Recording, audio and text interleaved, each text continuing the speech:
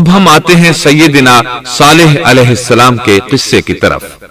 دن گزرتے گئے اور لوگ ایک بار پھر ابلیس لعین کے وسوسے میں آ کر کفر کی طرف پلٹ آئے، کیونکہ ابلیس کسی بھی شخص کو وسوسے میں ڈالے بغیر نہیں چھوڑتا۔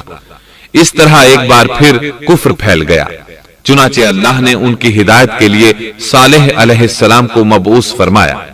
یہ سمود کے پوتوں میں سے ایک عربی نبی تھے۔ ان کا نسب نامہ اس طرح ہے: صالح بن عبید بن سیاف بن ماشح بن عبید بن حاضر بن سمود بن ارم بن سام بن نوح علیہ السلام۔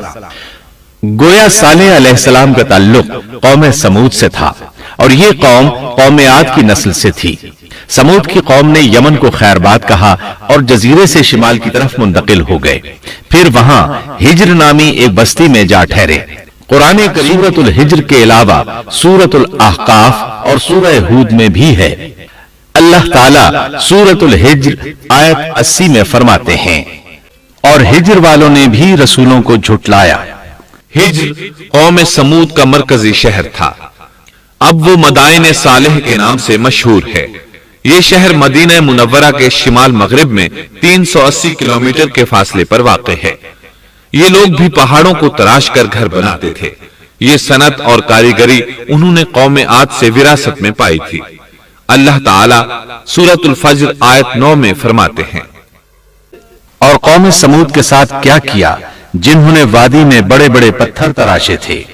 قرآن مجید میں اللہ تعالیٰ ایک مقام پر فرماتے ہیں، اور ہم نے قوم عاد اور سمود کو غارت کیا جن کے بعض مکانات آپ کے سامنے ظاہر ہیں۔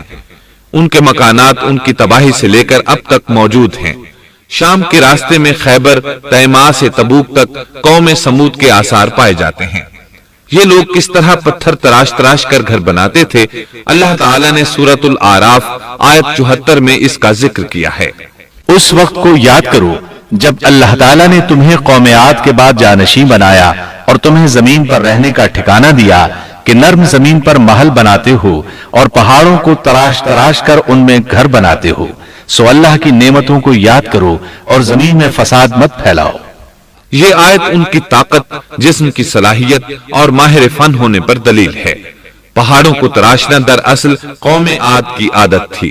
یہ بھی چونکہ انہی سے تھے، اس لیے وراثت میں یہ کام انہیں بھی آ گیا تھا۔ جس طرح اللہ نے عاد کو اپنی نعمتوں سے نوازا تھا، اسی طرح سمود کو ان سے بڑھ کر نعمتیں دی تھیں۔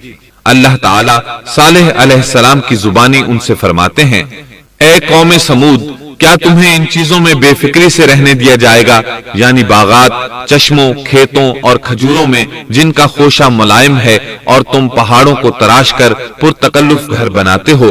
بس اللہ سے ڈرو اور میرا کہنا مانو۔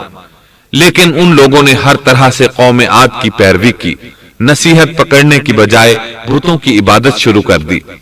اللہ نے ان کے درمیان صالح علیہ السلام کو مبعوث فرمایا۔ آپ نبوت ملنے سے پہلے بھی عقل مند اور علم والے تھے، باعزت گھرانے سے تعلق رکھتے تھے، اپنے معاملات میں لوگ ان سے مشورے لیتے تھے، لہٰذا انہیں ایک خاص مقام حاصل تھا۔ لیکن جب آپ نے انہیں ایک اللہ پر ایمان لانے، اس کے سوا کسی کی عبادت نہ کرنے کی دعوت دی تو ان کا ساتھ چھوڑ گئے۔ جواب میں ان سے کہنے لگے، اے صالح، اس سے پہلے تو ہم تجھ سے بہت کچھ امیدیں لگائے ہوئے تھے۔ مطلب یہ کہ پہلے تو ہمارے نزدیک آپ کا بہت مرتبہ تھا، مقام تھا، ہمیں آپ سے بہت امیدیں تھیں، لیکن آپ نے تو یہ باتیں کہہ کر ہماری ساری امیدوں پر پانی پھیر دیا۔ ان کے اس جواب کے باوجود صالح علیہ السلام انہیں اللہ کی طرف بلاتے رہے اور ان سے کہتے رہے، اے میری قوم، اللہ کی عبادت کرو، اس کے سوا تمہارا کوئی معبود نہیں۔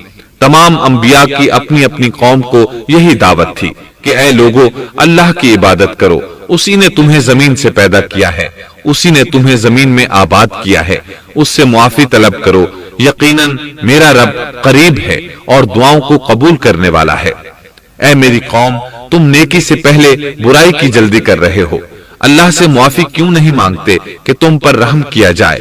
اللہ سے ڈرو، میری اطاعت کرو، حد سے گزر جانے والے بے باک لوگوں کی اطاعت سے باز آؤ، وہ ملک میں فساد پھیلا رہے ہیں اور